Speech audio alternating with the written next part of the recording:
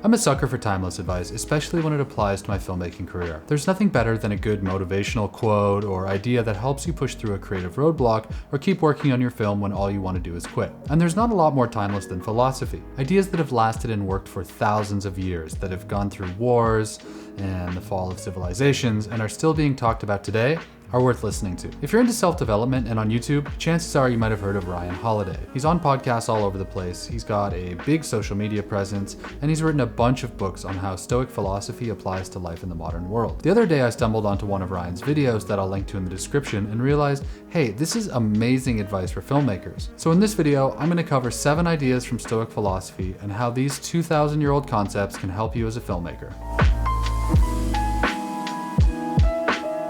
Hey guys, welcome back. And if you're new here, my name is Luke Forsyth, and on this channel, I teach the skills I've learned over 10 years working as a documentary filmmaker and photographer. I took Philosophy 101 as a mandatory elective in my first year of school, and to be honest, I don't really remember much of it. I remember the names of some of the guys, but apart from one or two, I pretty much have no memory of what they talked about. The writing style was dry and out of date, and when you're 19 years old, it's really hard to care about confusing books translated badly from German. But that doesn't mean the ideas weren't amazing, it's just that the presentation wasn't right for the audience.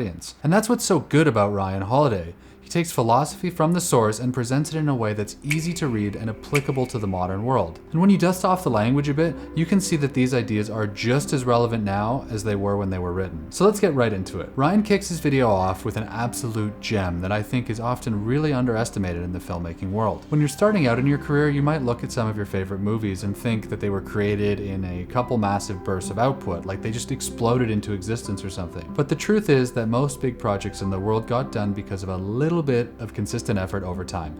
And that's point number 1. Everything worth doing is the result of a bunch of baby steps, more than big exciting jumps in my experience. It took me almost 2 years of shooting photos 6 days a week before I got my first real paying assignment. And as I try to grow this YouTube channel, the only way to make it work is to put out one video a week, every week for years. There might be a couple overnight success examples out there, but the majority of us need to push the ball forward slowly. And the way to do that without burning out is with a little bit of effort every day. So if you want access to a tough location, make 3 phone calls a day for a month until something works. If you're trying to write a script, don't try and get it finished overnight. Write 500 words a day until it's done. If you want to get your short doc into film festivals but feel intimidated by how many there are, start by applying to 1 a day. So many people see the final goal and it's so overwhelming they don't get started. Real pros see the project as a series of tiny steps and they just tackle them one by one. It might take months or years, but if you're consistent, it'll work. Okay, moving on.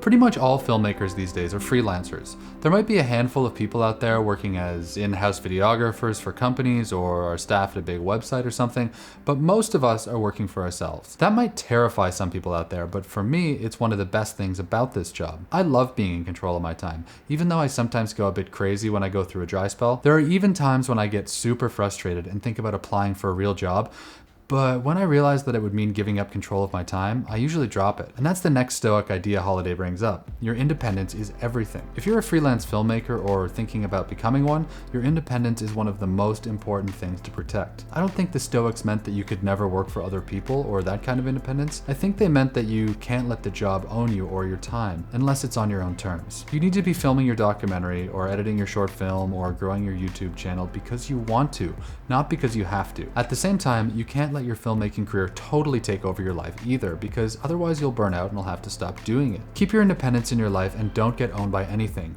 filmmaking included. Alright, this third point really hit home with me because it's been so true in my own life, and that's really that you have to have daily routines. Routines help you to attack those goals in small pieces, just like we talked about in the first point, and without them, I think I would find it really hard to be creative. There's this quote from the writer Somerset Vaughn, great name by the way, why don't we have more kids named Somerset these days, that goes, "I only write when inspiration strikes. Fortunately, it strikes every day at 9 a.m. He sat down at his desk every day at the same time, and that's how he wrote books. It wasn't by getting up at noon or writing some days and skipping others. A routine will keep you on track so you can chip away at those goals, and it totally applies to filmmaking too. For me, this has been 100% true, and I'm not talking about when I'm shooting, because when I'm shooting, everything goes out the window and you just have to hold on for dear life most of the time. I'm talking about the time between jobs when you wake up in the morning and there's no one telling you to work on your film.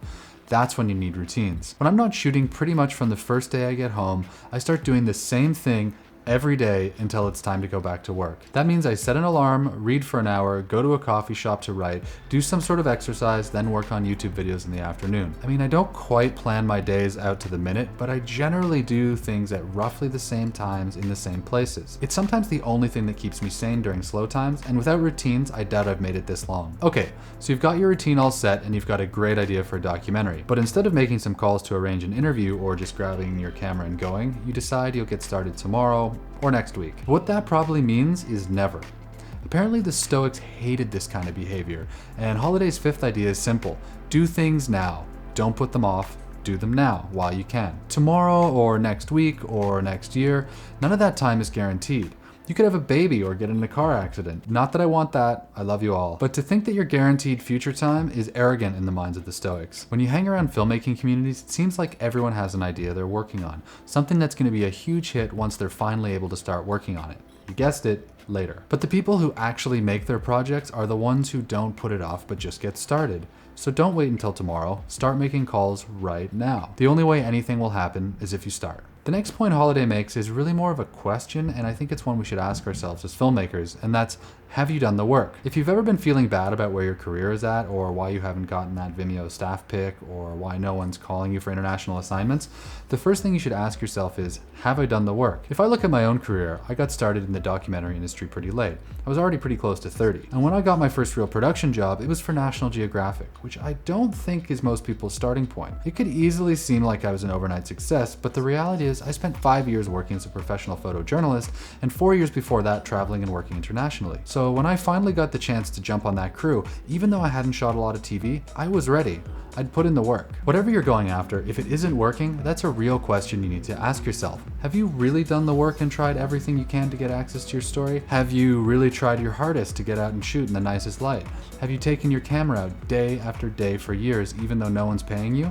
In my experience, things only happen for people who put in the work. The sixth point here starts out with the story about Marcus Aurelius, who was one of the emperors of Rome and by all accounts, one of the better ones. Marcus Aurelius was groomed from the time he was a little kid to be the emperor of Rome, and he spent every day in training for when it was time to replace the old one. But the old emperor lived for a full 25 years longer than anyone expected, and Marcus had to wait the whole time just putting in the work every day until it was his turn. It's always going to take longer than you think. Your filmmaking career is going to be the same. It's going to take a long time, much longer than you wanted to probably. When I was first learning photojournalism, my mentor told me that if I wasn't prepared to work full-time for 5 years without making any money, I should look for something else to do. In the end, it only took 3, but I was prepared for the full 5. Whatever you want to do, write, direct, DP, it's going to take longer than you think, so be in it for the long haul. The last one is less about being productive and more about learning when to slow down. According to the Stoics, you have to make time for stillness in your life, and I think that's especially true today. We're constantly plugged into our phones and there's information coming at us way faster than our monkey brains are built to handle. You need to make time to slow down and think or you'll burn out. Yes, you need to be productive, yes, you need to work, but you also have to balance that with stillness. This has definitely been true for me in my career, and some of my best ideas have come to me when I'm on a long walk. It's why you come up with a project idea in the shower or the solution to your edit while driving on the highway. Your mind needs space to breathe in order to be creative, and that doesn't mean watching a full season of Ozark on Netflix. Go for walks, meditate, or just sit there and think with all your screens off. You seriously need it. That's it. 7 tips from the Stoics via Ryan Holiday that are just so relevant to filmmaking I had to share. Big respect to Ryan for what he does, and I'll link to his channel and the video that this was based on in the description. If you can find a way to incorporate these 7 things in your life, you'll be amazed what it does for your life and career. Thanks for watching that one. Hope you liked those ideas as much as I did. And if you did, maybe hit that subscribe button. It helps a lot. Or check out this other video where I go into more detail on exactly how I got that first job shooting for National Geographic I mentioned. See ya.